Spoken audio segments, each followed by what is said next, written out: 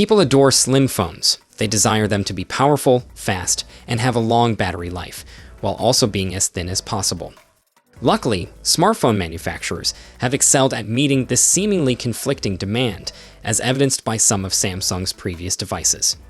Recent leaks have unveiled that the Korean tech giant is planning to launch the Samsung Galaxy S25 as one of its thinnest devices since the Note 20 Ultra. The Galaxy S25 Ultra might draw inspiration from an unexpected source if a recent leak is accurate.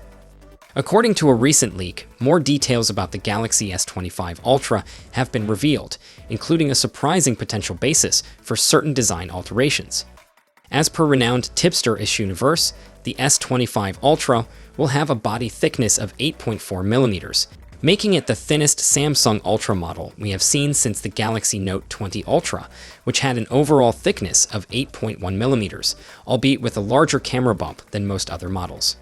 Interestingly, Universe also reiterated a previous leak that mentioned the Galaxy S25 Ultra would have a more rounded shape than other phones, claiming it will be as round as the Galaxy Note 7 from 2016.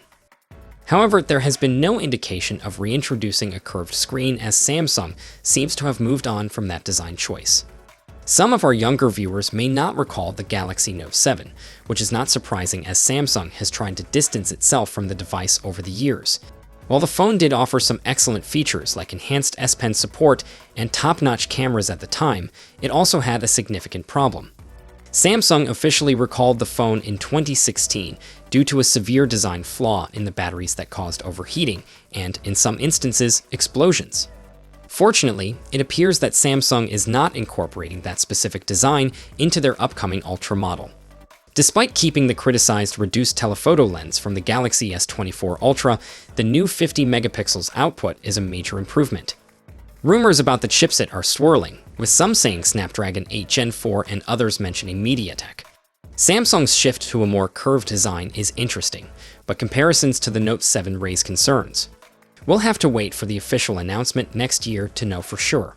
So, what are your thoughts on these design changes for the Galaxy S25 Ultra? Share in the comments below. See you in the next update. Until then, take care.